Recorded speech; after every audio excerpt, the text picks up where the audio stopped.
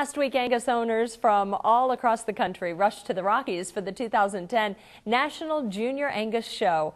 With more than 600 juniors participating, this is the largest single breed cattle show in the world. Our Clinton Griffiths has more on what the show means to participants and the industry as a whole. Getting ready is a year-long process, but for Danielle Foster, putting in the hours is worth it. My motto is go big or go home. That attitude fits in perfectly with the 2010 National Junior Angus Show. 600 kids from 37 states and Canada showed up at the National Western Stock Show Fairgrounds in Denver. Combine that with nearly 1,000 head of cattle, and you've got a packed house.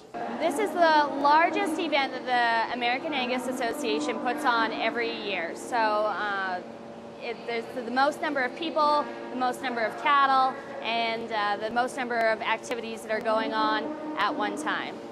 It took 3 years of planning to organize, from cattle shows to cook-offs to speech contests and everything in between. We have hundreds of volunteers that have served as committee chairs, doing everything from coordinating our educational contests to choosing awards to setting up the trade show to selling advertising in our program. Just a wide variety of things to make this week special for our Junior Angus youth. It's also a chance for Angus breeders to discuss some of the biggest challenges facing the industry. Things like surviving in a tough economy, continuing to increase demand, of which the Angus breed has beaten its own record for pounds of beef sold 3 years running. Increasing exports of Angus genetics, Russia appears to have interest, and continuing to focus on using genetic tools for selection.